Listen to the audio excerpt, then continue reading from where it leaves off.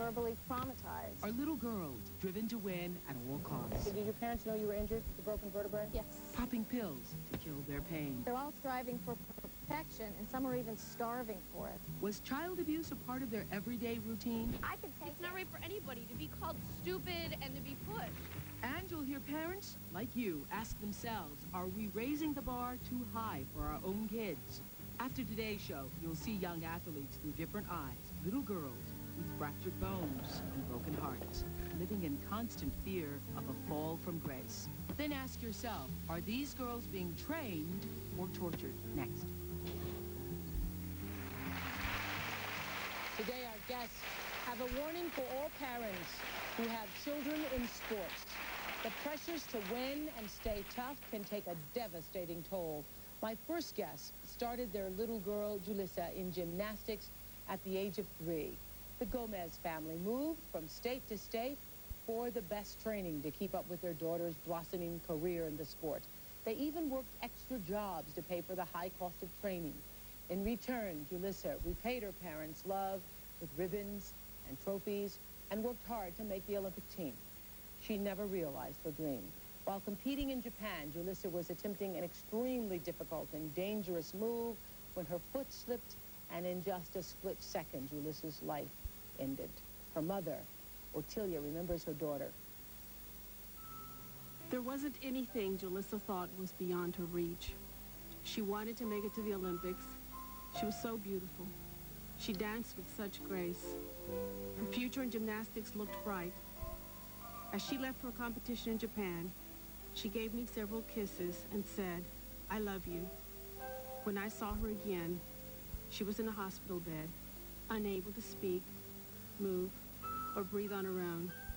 The accident had taken the wind from under Julissa's wings and put her into a coma. 3 years later, I held her when she took her last breath. In gymnastics, coaches refer to gymnasts as tigers or butterflies. My Julissa was indeed a butterfly. Why was she doing this dangerous move? It was the vault that elite gymnasts were doing at the time, and the only vault that she was told that she could do to be competitive. So did you think that she was being pushed too far by her coaches, or? At the time, no. Of course, I didn't. You know, I really didn't know how dangerous the move was. And now, of course, I do. When I look back at the things that were happening, she was never secure with the vault, and with the entry to the vault, the round-off entry, the back handspring. And if that was not secure, then the coach should have not added on more difficulty until that was perfected. Well, we have a clip of Julissa successfully performing this move. It's called the Yurshenko in an earlier competition. This is the same move that ended up taking her life. And so when she injured herself, it's that last flip over where she broke her neck. She missed her foot on the springboard and went into the vault, or the apparatus, at full speed. It's like going into a brick wall with your body. So now, for 3 years, she lived in the coma? Yes. She was in a coma. We had her at home. We took care of her at home. She lived like that for 3 years. So is it difficult for you to see tapes of her or to watch other gymnasts, or as the Olympics approach, is it hard for you? Will you be watching other young girls? I watch not the same way that I used to watch, of course. I still think I have a lot of respect for these girls. I have a lot of respect for the girls who make the Olympic team. I have a lot of respect for those that don't make the Olympic team, those that work just as hard and didn't make it.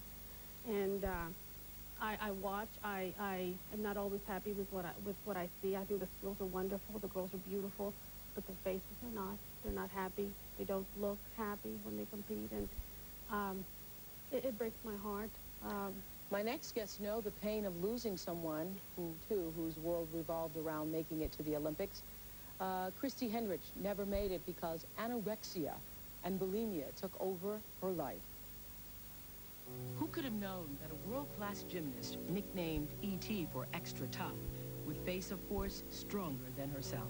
My goal was to lose weight for a long time. To lose as much as I could. Just thinner was better, thinner was better. Kristie Henrich was driven to perfection in her desire to be the best.